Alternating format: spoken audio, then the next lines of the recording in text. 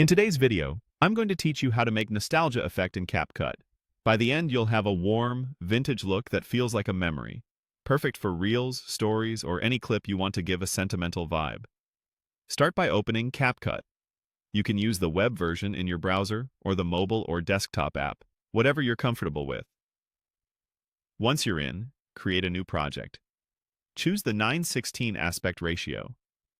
That's the standard vertical format used by most social platforms, and it ensures your nostalgic look fills the screen without black bars.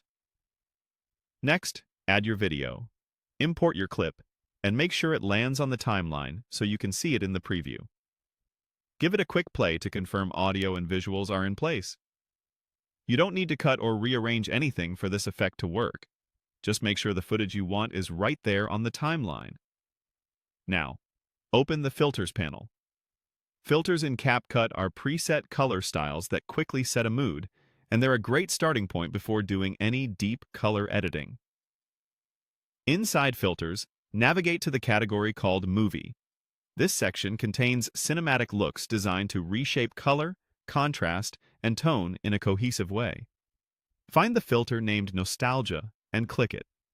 Instantly, you'll see your preview shift toward warmer tones with a softer, time-worn feel. This is what gives that classic, memory-like atmosphere. Colors feel mellow, highlights are gentle, and the overall scene gets a subtle vintage tint. From here, adjust it. Look for the intensity or strength slider and fine-tune how strong the nostalgia filter appears on your footage. Pull it back for a more natural, understated look, or push it higher if you want a heavier retro mood. If your clip includes faces, aim for a balanced warmth that flatters skin tones without making them too orange. If your video is already very warm, consider lowering intensity so details don't get lost.